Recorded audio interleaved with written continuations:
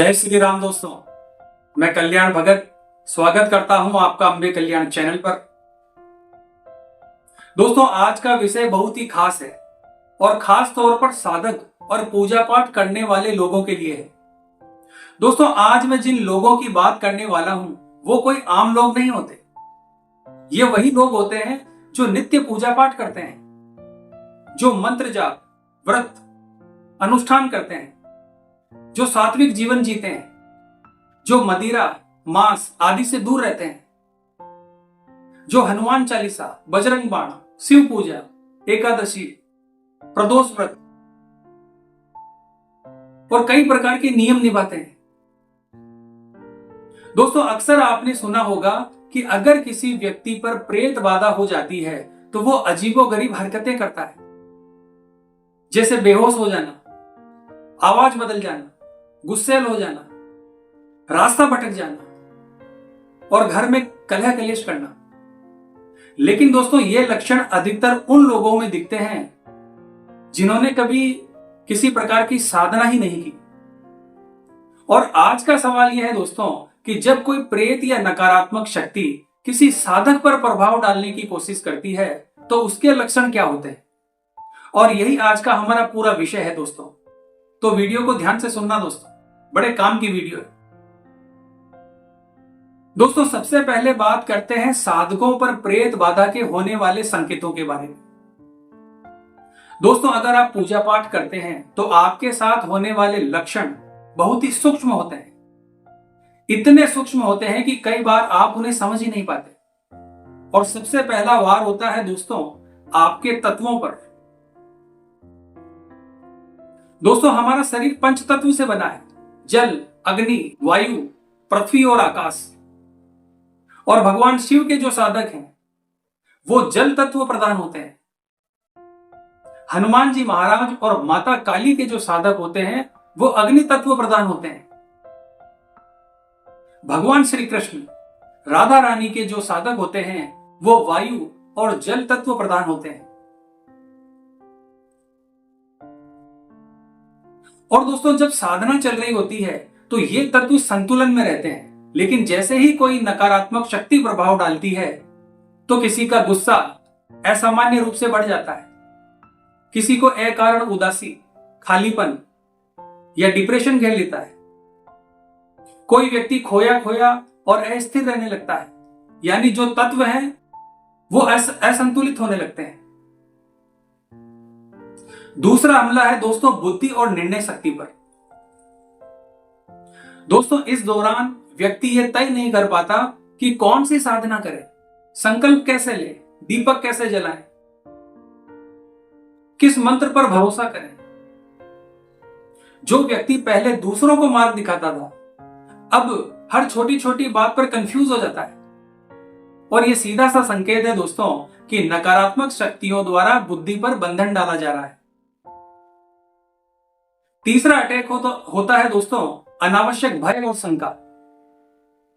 दोस्तों, इस दौरान व्यक्ति के भीतर से आवाज आती है कि अगर मैंने किसी को उपाय बताया तो कहीं उसकी नकारात्मकता मुझ पर हावी ना हो जाए। क्या सच में मेरा मंत्र मेरी रक्षा कर रहा है या नहीं? क्या भगवान मेरी सुन भी रहे हैं या नहीं? और यह डर बिना कारण के ही होता है दोस्तों, और यही डर साधक को भीतर से कमजोर करता है। अगला लक्षण है दोस्तों देवता और मंत्र पर अविश्वास। दोस्तों, यह सबसे खतरनाक स्थिति होती है। इस दौरान साधक ये सोचने लगता है कि जिस देवता की मैं पूजा पाठ कर रहा हूं क्या वो सच में मेरी रक्षा करेंगे या नहीं, मेरा मंत्र चल भी रहा है या नहीं, शायद मेरे गुरु ही सही नहीं है। दोस्तों, यह अविश्वास बाहर से नहीं होता, यह नकारात्मक शक्तियों के द्वारा आपके भीतर डाला जाता है। अगला लक्षण है दोस्तों इंट्यूशन पर जरूरत से ज्यादा भरोसा करना। दोस्तों, एक साधक आमतौर पर अपनी अंतर प्रेरणा पर भरोसा करता है, लेकिन जब नकारात्मक प्रभाव बढ़ता है तो सही बात भी भीतर से उसको गलत लगने लगती है और गलत निर्णय इंट्यूशन लगने लगते हैं और यहीं पर अधिकांश साधक चूक जाते हैं दोस्तों। अगला संकेत है दोस्तों काम वासनाओं का उग्र रूप से बाहर आना। दोस्तों साधक एक ऊर्जा का पुंज होता है, उसे सीधे तरीके से छूना आसान नहीं।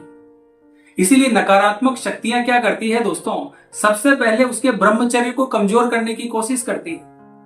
अनचाहे विचार, कल्पनाएं, मन का बार बार भटकना, और इसके चलते कुछ ही दिनों में साधक स्वयं अपनी शक्ति को क्षीण कर देता है और नकारात्मकता उसे चारों तरफ से घेर लेती है। अगला लक्षण है दोस्तों शारीरिक संकेत यानी सूक्ष्म संकेत। दोस्तों एक संकेत जो अक्सर नजरअंदाज किया जाता है वो है मल मूत्र में असामान्य दुर्गंध का आना और बिना कारण के थकान। दोस्तों इसे लोग पानी की कमी समझ लेते हैं, लेकिन कभी कभी यह भी एक बड़ा संकेत होता है नकारात्मक शक्तियों के हमले का। अगला लक्षण है दोस्तों पूजा पाठ से मन हटना। दोस्तों अब वही साधक जिसे आसन पर बैठकर पूजा पाठ और साधना करने या मंत्र जाप करने में आनंद आता था, जिसे माला घुमाने में शांति मिलती थी, अब वही कहने लगता है कि आज मन नहीं है, एक माला भी बहुत भारी लग रही है, चलो कुछ देर के लिए फोन देख लेता हूं, बाद में पूजा पाठ कर लूंगा। दोस्तों अगर ऐसा हो रहा है तो यह तुम्हारे लिए एक सिग्नल है कि नकारात्मक शक्तियां तुम पर हावी हो रही है। अगला लक्षण है दोस्तों भ्रम का जाल। दोस्तों अब साधक हर चीज पर सवाल करने लगता है, गुरु पर, मंत्र पर, व्रत पर, अनुष्ठान पर, साधना पर। भ्रम आते हैं, टूटते हैं, फिर नए भ्रम पैदा होते हैं।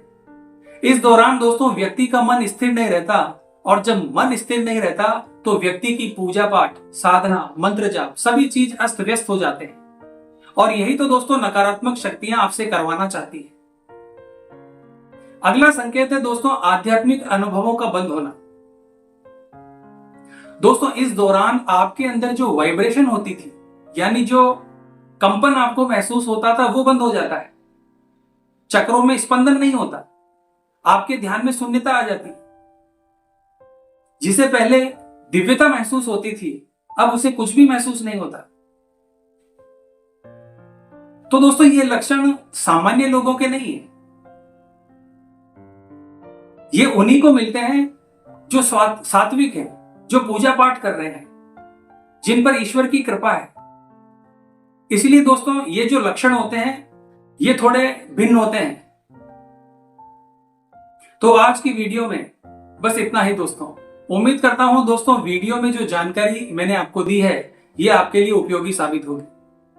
अगर वीडियो अच्छी लगी है तो वीडियो को लाइक और हमारे चैनल को सब्सक्राइब कीजिए। और हाँ दोस्तों, अगर आप हमसे कांटेक्ट करना चाहते हैं तो व्हाट्सएप के माध्यम से आप हमसे संपर्क कर सकते हैं। हमारे कांटेक्ट नंबर वीडियो के डिस्क्रिप्शन बॉक्स में और हमारे चैनल पर दिए गए हैं। तो मिलते हैं दोस्तों इसी प्रकार की अगली वीडियो के माध्यम से। जय मां अम्बे, जय श्री कल्याण।